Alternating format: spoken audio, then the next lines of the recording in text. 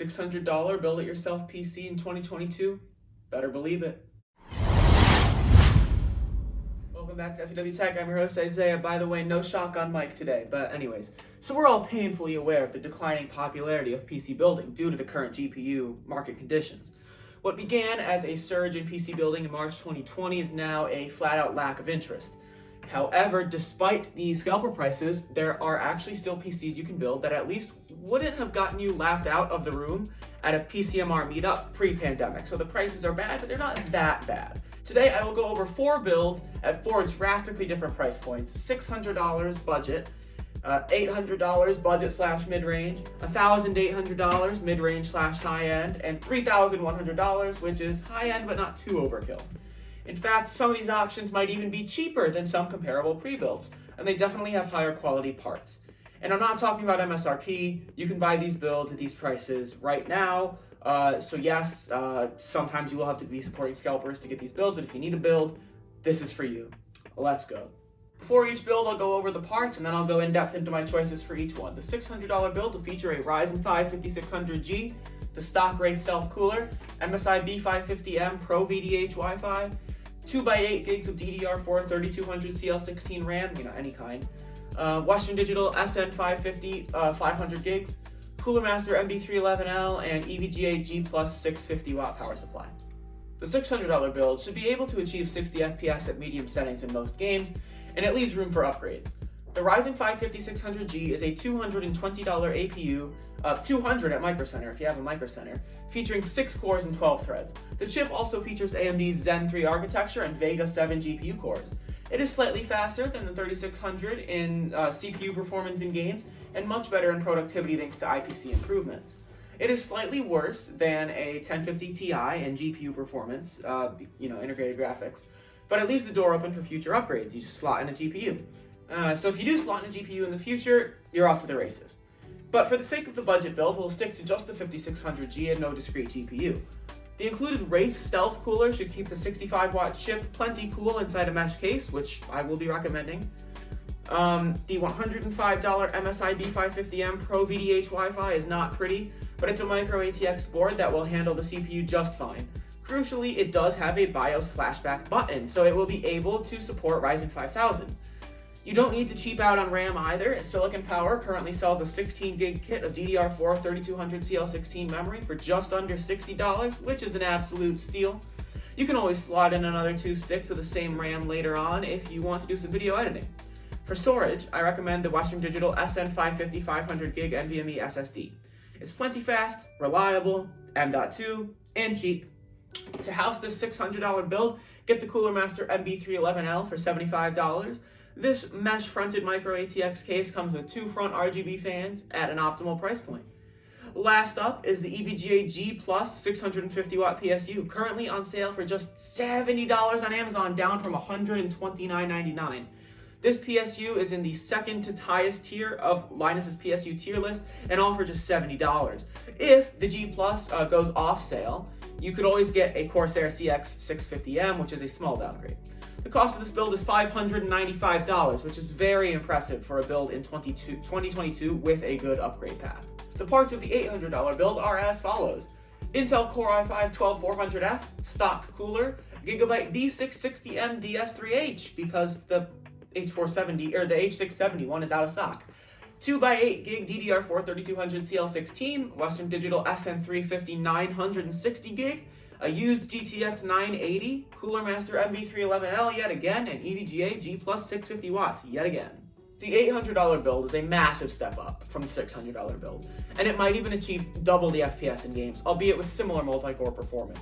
The Intel Core i5 12400F is a beast of a $210 CPU.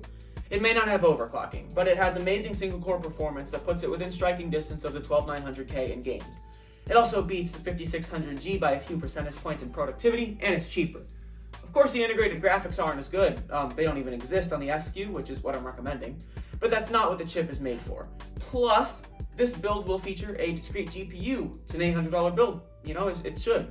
The stock cooler will be just fine for the CPU. The motherboard is the $120 Gigabyte B660M DS3H. Yes, I wanted to go H670.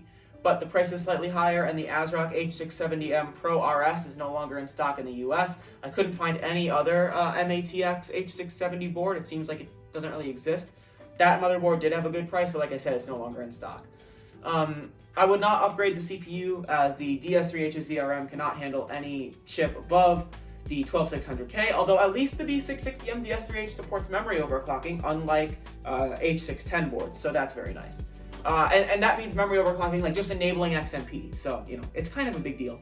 Speaking of memory, I recommend the same kit of 16GB DDR4 CL16 for this build, as it is a cost-effective solution. The storage will be upgraded as well in capacity, with the price hike from $600 to $800. The Western Digital SN350 960GB NVMe SSD provides fast read and write speeds for just $75. Dang, storage prices are amazing right now. Here's where it gets interesting. My GPU recommendation is actually a used GTX 980, which can be found on eBay for $250. Actually, $245 is the cheapest I could find it. The 980 consistently beats the RX 580 in games to achieve the comfortable 144Hz gaming at 1080p. Yes, the GPU is old, but NVIDIA has not dropped Maxwell support just yet. I know they recently dropped Kepler, but I would recommend the same MB311L case for $75 and the same EVGA G Plus 650W PSU for $75 as well. The cost of the build is $845. My recommendation for the $1,800 build is the 12700KF Noctua NHU12S MSI Pro Z690A DDR4, 2x8 gigs of DDR4 3600 CL16, Western Digital SN550 1TB, AMD 6700 XT, Lian Li LandCool 215, and NZXT C750. Stepping up to $1,800, you can expect 1440p 165Hz, 1080p 240Hz, or even maybe 4K 144Hz in some games. This build is by no means a slouch, even with the current GPU situation. The Intel Core i7 12700KF trades blows with and often even beats the 5950X in games, and its hybrid design of 8P cores and 4E cores and 20 threads allows it to just barely fall behind the 5950X in multi-core workloads, which is very impressive. The 12700KF allows for overclocking, which should be possible with the Noctua NHU12S cooler. I was going to choose the similar yet cheaper Arctic Freezer 34 Esports Duo, but Noctua's legendary mounting system and customer support means that you will be able to continue using the cooler for years to come. It should be able to tame the 12700KF just fine. The MSI Pro Z690-A DDR4 is a cheaper Z690 ATX board that has all the necessary features: PCIe 5.0, memory overclocking, and a decent VRM. It doesn't have BIOS flashback, but that's not a huge deal considering Intel doesn't support their chipsets for very long anyways. For the $1,800 build, we will upgrade from 16 gigs of DDR4 3200 up to 3600. CL16 is important as well, and Crucial's Ballistics kit is cheap at $86. The SSD will be the WD SN550 1TB NVMe, which should be enough storage for most builds. The GPU will be upgraded to the 6700 XT, which currently goes for $770 on eBay and matches the more expensive RTX 3070 in most games. The Lian Li LandCool 215 improves on the MB311L in that it is ATX and comes with 3 fans rather than 2, including an exhaust fan. It is also mesh, as I will never recommend a non-mesh case, really. There's probably some case in which case I would, but the NZXT C750 is a fantastic PSU on sale for $70 on Best Buy's website. If the sale ends, you can check out the Corsair CX750M, which again is a slight downgrade. The build currently totals $1,790. The $3,100 build features a 12900KF Arctic Liquid Freezer 2 360 MSI Z690 Tomahawk Wi-Fi DDR4, 2x16 gigs of DDR4 3600 CL16, Samsung 980 Pro 1TB, 6900 XT, Fantex P500A, and Corsair RM1000X. If you'd rather not make any compromises, even with the current market, and you want a high-end build right now, I have one just right for you. This $3,100 build is expensive, yet not too exorbitant. Some might call it reasonable. The Intel 12900KF is the best gaming CPU in the world, besides of course the 12900K non-F, which features integrated graphics, which you don't need. And this chip even beats every AMD Ryzen chip besides Threadrippers in multi-core workloads, including the 5950X. It is also the hottest chip. So only the best AIO will do, which is the Arctic Liquid Freezer 2 360. This $110 AIO is surprisingly budget friendly and also highly recommended by Hardware Unboxed and Gamers Nexus, and most importantly, me. That was a joke. By the way, that was a joke. Their opinions are a lot more valuable than mine. A nice VRM upgrade from the motherboard in the $1,800 build. The MSI Z690 Tomahawk Wi-Fi DDR4 is reasonable at $285 on Amazon. It also features an I/O shield, BIOS flashback, Wi-Fi 6E, an all-black aesthetic, and 2.5 gig Ethernet. Only 32 gigs of RAM will do for a build of this caliber, and I'd suggest a 2x16 gig kit of DDR4 3600 CL16, which is plenty amazing despite what Intel would like you to think.